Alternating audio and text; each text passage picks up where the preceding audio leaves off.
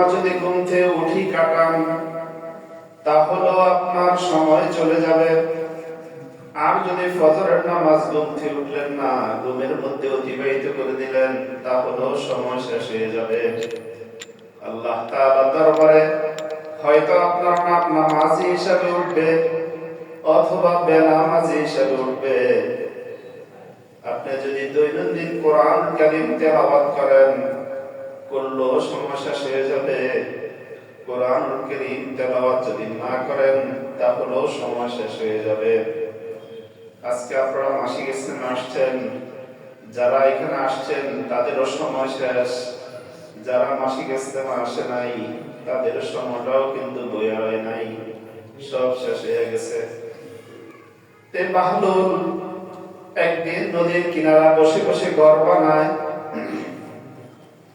বাদশাহ হারুনুর রশিদ পাশ দিয়ে যায় জুবাইদা রহমান সহ, তার স্ত্রীর নাম জুবাইদা রহমান। তো বাহলুলকে জিজ্ঞাসা করে বাদশাহ, এই বাহলুল তুমি কি বানাও? কয় দেখেন না, এই যে জান্নাত বানাই আর জান্নাত বিক্রি করি। কি বলতেছেন? বা জান্নাত বানাই আর জান্নাত বিক্রি করি। তো জুবাইদা রহমান বলেন, কার কাছে বিক্রি করবা? যে কিনে তার কাছে। দাম কত? দাম হলো 1 পয়সা। দাম কত? 1 পয়সা। তো জুবাইদা রহমান 1 পয়সা দিলেন, 1 পয়সা দিয়ে হেঁটে যায়। বাহলুল বলেন, এদিকে আসেন, জান্নাত বিক্রি করলাম, ডকুমেন্ট নিয়ে যান। একটা কাগজের মধ্যে লিখে দিয়েছেন বাহলুল 1 পয়সার বিনিময়ে জান্নাত বিক্রি করলাম, এটি বাহলুল। এই কথা বলে কাগজ দিয়ে দিয়েছেন। বাদশাহ হারুনুর রশিদ বড় আলেম ছিলেন, বড় আল্লাহর ওলি। তিনি বাসায় গিয়ে ঘুমাইছেন, স্বপ্নে দেখতেছেন কিয়ামত হাসরের ময়দান কায়েম হয়ে গেছে, জান্নাত বন্টন চলতেছে। এমত অবস্থা দেখেন একটা জান্নাত। ফেরেশতাদের জিজ্ঞাসা করে, এই জান্নাত কার? ওই জান্নাত হলো জুবাইদা রহমানের। তো জান্নাতটা ভালো করে দেখলেন, দেখার পর ঘুম ভেঙে গেছে। ঘুম ভাঙার পর বাদশাহ হারুনুর রশিদ বলেন, খোদার কসম করে বলি, আমি ওই আকৃতিতে ঘর জান্নাতের মধ্যে দেখছি, যে আকৃতিতে বাহলুল নদীর কিনারা বসে বসে ঘর বানায়, ওই আকৃতিতে আমি জান্নাতের ঘর জুবাইদা রহমানের দেখে আসছি। তো আজ বাদশাহ হারুনুর রশিদ বাহলুলকে আবার তালাশ করতেছেন, কোথায় পাওয়া যায়। অনেক তালাশ করতেছেন, বাহলুলকে পায় না। খুঁজতে খুঁজতে নদীর ওই পার গিয়া দেখতেছেন বাহলুল সেখানে ঘর বানায়। তো বাহলুলকে জিজ্ঞাসা করতেছে, বাহলুল কি বানাও? কই যে জান্নাত বানাই আর বিক্রি করি। কার কাছে বিক্রি করবা? যে কিনতে আসে তার কাছে বিক্রি করব। কত দাম? কত দাম? হলো আপনি যে রাজত্বের মধ্যে থাকেন, এই রাজত্ব দিবেন, আরেকটা রাজত্ব দিলে জান্নাত বিক্রি করব। তো গতকাল 1 পয়সা দিয়ে বিক্রি করলাম, আজকে এত দাম কেন? তো বাহলুল বলেন, গতকাল তো এটা সম্পর্কে আপনার জানা ছিল না, এটা গায়েবের উপর এলেম ছিল, সেজন্য দাম কম ছিল। আজকে তো আর গায়েব নাই, আপনি তো সব দেখে ফেলছেন, ঘুমের মধ্যে সব দেখছেন, সেজন্য আজকে আর ওই মূল্যে হবে না, আজকে এটার দাম বেড়ে গেছে। তো তারা ছিল পাগল, তারা ছিল আশিক, খোদার সঙ্গে ডাইরেক্ট সম্পর্ক তাদের। বাদশা একদিন বাহলুলকে ডাক দিলেন। বাহলুল, মন্ত্রীকে বললেন, বাহলুলকে আমার কাছে উঠাই নিয়ে আসো। বাদশা ছাদের উপর ছিলেন, দোতলা ছাদের উপর। তো একটা গামলা ছিল, গামলার চারপাশে 4টা রশি বাঁধা, সিঁড়ি দিয়ে উঠায় নাই। ওই গামলার মধ্যে বসাইয়া এক টান দিয়ে ছাদের মধ্যে উঠাই নিয়ে গেছে। তো বাদশা জিজ্ঞাসা করে, বাহলুল, তুমি আমার মাওলার এত নিকটবর্তী কিভাবে হইলা? যেভাবে আপনার কাছে আসছি ওইভাবেই। বুঝি নাই বাহলুল, কি বুঝাতে চাও? দেখেন বাদশা, আমার যদি ইচ্ছা হইতো আপনার সাথে সাক্ষাৎ করার, তো দরখাস্ত লেখা লাগতো, এরপর অনেক গেট পার হওয়া লাগতো, অনেক সিকিউরিটি গার্ড পার হয়ে আপনার কাছে আসা লাগতো, হয়তো 1 বছর 2 বছর 5 বছর অপেক্ষা করা লাগতো, জীবনও হয়তো সাক্ষাৎ হয় কিনা সন্দেহ ছিল। কিন্তু যখন আপনি চাইছেন আর দেরি নাই, এমনি চলে আসছি। তো আমার মাওলা চাইছেন, সেজন্য আমি মাওলার কাছে হয়ে গেছি। এজন্য হাদিস শরীফের মধ্যে আছে, মান আতানি ইয়ামশি, যে বান্দা আমার দিকে হাইটে হাইটে আসে, আসে, আতাইতুহু হারবালাতান, আমি মাওলা তাকে দৌড়াইয়া গিয়া তাকে রহমতের কোলে উঠাইয়া নিই। মান আতানি জিরান আতাইতুহু জিরাইন, যে বান্দা আমার হাত দিকে 1 হাত অগ্রসর হয়, আমি মাওলা তার দিকে 2 হাত দৌড়াইয়া যাই। এজন্য জিকির আজকারের মধ্যে বসছেন, জায়গা থাকেন, একটু চেষ্টা করেন, আমার মাওলা একটা টান দিবেন। কাকে কখন টান দেয় এটা বলা যায় না। ইশকে আউয়াল দার দিলে মাশরুকে ফায়দা মিশাওয়া, ইশকের আগুন প্রথমে মাশরুকের হৃদয়ের মধ্যে প্রজ্বলিত হয়। ইশকের আগুন প্রথমে মাশরুকের হৃদয়ে প্রজ্বলিত হয়। আমরা হলাম আশিক, আমার মাওলা হলো মাশরুক। আমাদের কি আমার মাওলা বান্দার জন্য এর চেয়ে বেশি পাগল, বান্দার দিকে দৌড়ায়, কখন বান্দাকে পাওয়া যাবে।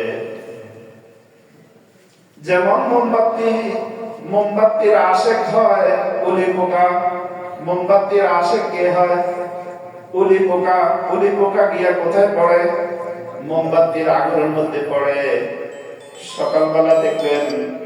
সকালবেলা দেখবেন কোন মোমবাতির কি নাই, পাখনা, কোন উলি পোকার পাখনা নাই, কোনটার পাও নাই, এক একটা নাই, মোমবাতির নিচে পড়ে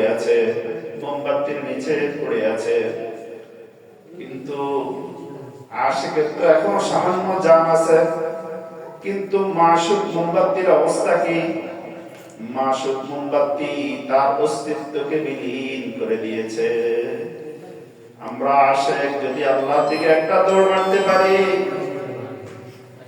আসসালামু আলাইকুম।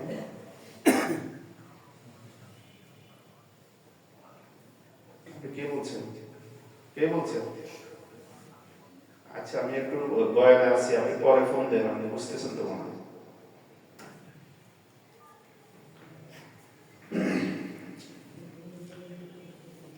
রাসূলুল্লাহ সাল্লাল্লাহু আলাইহি ওয়াসাল্লাম একদিন কিছু সাহাবায়ে কেরামদেরকে নিয়ে এক মজলিসের মধ্যে বসছেন।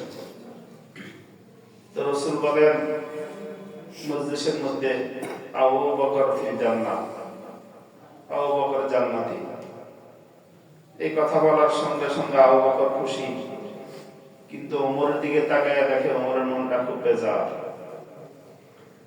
তো রাসূল বলেন, ওমর, মেরাজের রজনীতে জান্নাতের সফরে গিয়েছিলাম, যাই দেখি একটি খুব বালখানা, সুন্দর বালখানা। ফেরেশতাদেরকে জিজ্ঞাসা করলাম, এই বালখানা কার? ফেরেশতারা বলল, আপনার সাহাবী ওমরের। তো ঢুকতে চাইছি, ঢুকি নাই। বললাম যে ওমর বড় গায়রতওয়ালা মানুষ, ওমরের অনুমতি ছাড়া ঢুকবো না। এই কথা বলার সঙ্গে সঙ্গে ওমর খুশি হয়ে গেছেন। হযরত ওমর বলেন, ইয়া রাসূলুল্লাহ, ইয়া হাবিবাল্লাহ, আমি গায়রতওয়ালা, সেজন্য কি আপনার সঙ্গে গায়রত করব নি? আপনি কেন আমার জান্নাতে ঢুকলেন না? এই কথা বলে ওসমানের দিকে তাকায়, দেখো ওসমানের মনটা বেজার হয়ে গেছে। তো রাসূল বলেন, লিকুল্লি নাবিয়্যিন রাফিকুন ফিল জান্নাহ ওয়া রাফিকি ফিহা উসমান ইবনে আফফান। প্রত্যেক নবীর একজন বন্ধু থাকবে জান্নাতের মধ্যে, আর আমার বন্ধু হবে জান্নাতের মধ্যে ওসমান ইবনে আফফান।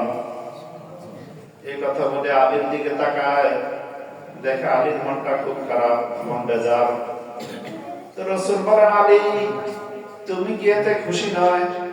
জান্নাতের মধ্যে তোমার বাড়িটা আমার বাড়ির সামনে হলে তুমি কি এতে খুশি নয়? আরে আলীর নাচ ওনার কে দেখে? এই কথা বলি তালহা এবং জুবাইরের দিকে তাকাইয়ে দেখে তালহা এবং জুবাইরের মনটা খুব খারাপ। তো রাসূল বলেন, প্রত্যেক নবীর একজন খাদেম হবে জান্নাতের মধ্যে, আর আমার খাদেম হবে দুইজন। আমার খাদেম হবে জান্নাতের মধ্যে তালহা আর জুবাইর। এভাবে রাসূল 10 জন সাহাবীর সেদিন জান্নাতের সার্টিফিকেট দিলেন। এই 10 জন সাহাবী সবাই উপস্থিত। এই সমস্ত সাহাবীদের উপস্থিতিতে রাসূল একটা আড্ডা দিচ্ছেন সাহাবায়ে কেরামদেরকে নিয়ে। ওই আড্ডার মধ্যমণি জনাবে রাসূলুল্লাহ সাল্লাল্লাহু আলাইহি ওয়াসাল্লাম। রাসূল আড্ডার মধ্যে বসলেন, বসে বলেন, হুব্বিবা ইলাইয়া মিনাদ দুনিয়া মিন সালাস। দুনিয়ার তিনটি জিনিস আমার কাছে খুব প্রিয়। সাহাবায়ে কেরাম বলেন, ইয়া রাসূলুল্লাহ বলেন, কোন তিনটি জিনিস আপনার কাছে খুব প্রিয়? তো রাসূল বলেন, 1 নম্বর আত্মীব, সুগন্ধি। সুগন্ধি আমার কাছে খুব প্রিয়। রাসূল সুগন্ধিকে পছন্দ করতেন। উম্মত তোমরাও সুগন্ধিকে পছন্দ করিও। মসজিদে যাইবা আতর লাগাও, সমাবেশে যাও আতর লাগাও, ঈদের মাঠে যাও আতর লাগাও। রাসূল সুগন্ধিকে খুব পছন্দ করতেন। আল্লাহ বলেন, মাহবুব আপনার রুচি তো অনেক উন্নত, আমি আল্লাহ আপনার পুরা দেহকে সুগন্ধি করে দেব। আপনার শরীর থেকে 1 ফোঁটা ঘাম বের হবে, ওটা মেশক আম্বরে পরিণত হয়ে যাবে।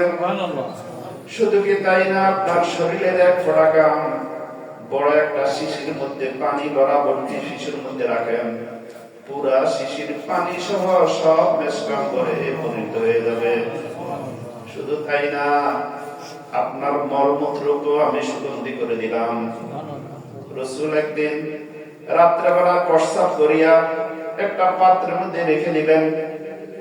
সকালবেলায় রাসূল এক সাহাবীকে বললেন, সাহাবী যাও ওখানে প্রস্রাব রাখা আছে, ফেলাই দাও। ওই সাহাবী গেলেন, যায় দেখেন প্রস্রাব নাই। পাশে একটা বাদি হেঁটে যায়, ওর থেকে মেশক আম্বরের ঘ্রাণ বের হয়। সাহাবী জিজ্ঞাসা করে, বাদি তুমি এমন কি আতর লাগাইছো তোমার থেকে মেশক আম্বরের ঘ্রাণ বের হয়? বাদি লজ্জায় অস্থির, না আমি তো কোনো আতর লাগাই নাই। তো সাহাবী জিজ্ঞাসা করে, বাদি এখানে রাসূল প্রস্রাব রাখছেন, ও কোথায়? বাদি বলতেছেন, ঘর পরিষ্কার করতে আসছি, পানির পিপাসা লেগেছে, পানি মনে করেছি খেয়ে ফেলেছি। রাসূল বলেন, ওর জন্য জাহান্নামের আগুন হারাম হয়ে গেছে। আর দুনিয়ার আগুন তো রাসূল যে জিনিস ধরে ছোঁয়, দুনিয়ার আগুনও ধরে না। আম্মা জান আয়েশা রুটি বানান, রুটিকে তাওয়ার মধ্যে দিয়া রুটি ভাজেন। একটা রুটি রাসূল এভাবে ধরছেন, ধরে আবার রেখে দিয়েছেন। আম্মা জান আয়েশা ওই রুটিকে তাওয়ার মধ্যে উঠায়, ওই রুটি আর ভাজতে পারে না। রাসূলের কাছে এসে উপস্থিত, ইয়া রাসূলুল্লাহ, ইয়া হাবিবাল্লাহ, বহুবার তাওয়ার মধ্যে দিয়েছি রুটি ভাজার জন্য, কিন্তু ভাজতে তো পারি না, কি করব? রাসূল বলেন, আয়েশা ওটাকে আগুনে স্পর্শ করবে না, ওটা তোমাদের নবী ছুঁইছেন। নবী যে জিনিস ছোঁয় দুনিয়ার আগুনও তাকে স্পর্শ করে না, জান্নাতের জাহান্নামের আগুনও স্পর্শ করবে না। এজন্য বাদীর জন্য জাহান্নামের আগুন হারাম হয়ে গেছে। 2 নম্বর রাসূল বলেন আকলুল হালাল, হালাল খাবার আমার কাছে খুব প্রিয়। রাসূল হালালকে পছন্দ করতেন। উম্মত তোমরা হালাল খাবার খাইও, হারামের কাছেও যাইও না, হারামের কাছেও যাইও না। বাদাম কিনতে যান, 10 টাকার বাদাম কিনবেন, 5টা ওর থেকে নিয়ে খাইয়ে ফেলছেন। ওই 5টা বলা আপনার জন্য হালাল না হারাম? বলো হারাম খাইও না। সামান্য বাদাম হারাম পেটের মধ্যে ঢুকাইবা। রাসূল বলেন হারাম টাকার উপার্জিত যে রক্ত এবং মাংস তৈরি হবে ওটা কোনদিন আর জান্নাতে যাবে না, ওটা জাহান্নামের আগুনে পোড়াইতে হবে। রাসূল হালালকে পছন্দ করতেন।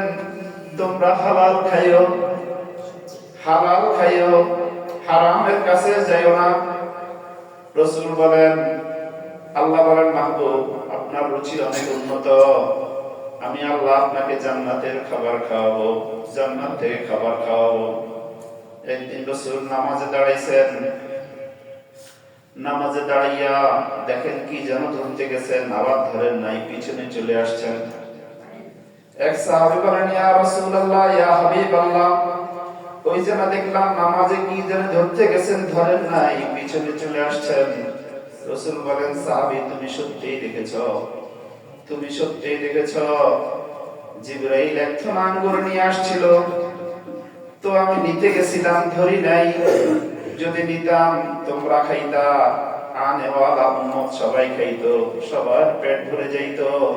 কিন্তু আমি বলছি আল্লাহুম্মা আহইনি মিসকিনাও ওয়া আমিতনি মিসকিনাও ওয়াহশুরনি ফি যামরাতিল মাসাকিন। আল্লাহ তুমি আমাকে মিসকিন অবস্থা আমার জীবন দাও, মিসকিন অবস্থা আমার মওত দিও, আর আমার উম্মতের মিসকিনদের সঙ্গে আমার হাসর নাসর করিও। একদিন কয়েকজন সাহাবী বের হয়ে আসছেন। রাসূল দিনে দুপুরে, মক্কার মধ্যে সাধারণত দিনে দুপুরে মানুষ বের হয় না। রাসূল বলেন সাহাবীরা এই সময় বের হয়ে আসছো কেন? সাহাবায়ে কেরাম বলেন ইয়া রাসূলুল্লাহ কেন বের হব? আজকে এক সপ্তাহ যাবত পেটে কোনো খাবার নাই, সেজন্য বের হয়ে আসছি। রাসূল বলেন তোমাদের নবীও তো 2 সপ্তাহ যাবত খায় না। তো এই কথা বলার পর রাসূল অস্থির হয়ে গেছেন, সাহাবায়ে কেরামকে কি দিবেন। অমনি দেখেন পাশে একটা খেজুর গাছ, মরা খেজুর গাছ। রাসূল বলেন যাও ওই খেজুর গাছের কাছে যাও, আমার কথা বলিও। আল্লাহ রাসূল বলছেন কিছু খেজুর দিতে। সাহাবায়ে কেরাম দৌড়ে গেলেন, খেজুর গাছের নিচে রুমাল বিছাইলেন, বলতেছেন খেজুর গাছ আমরা তো আসি নাই, নবী পাঠাইছেন, তুমি আমাদেরকে কিছু খেজুর দাও। এই কথা বলার সঙ্গে সঙ্গে পাকা পাকা খেজুর পড়া শুরু হয়ে গেছে, রুমাল ভরে গেছে। সাহাবায়ে কেরাম খুশি হয়ে গেছেন, সাহাবীরা খুশি হয়ে গেছেন। 3 নম্বর রাসূল বলেন হালাল স্ত্রী আমার কাছে খুব প্রিয়। আল্লাহ রাব্বুল আলামিন আমাদের সকলকে রাসূলের সমস্ত কাজের মধ্যে রাসূলের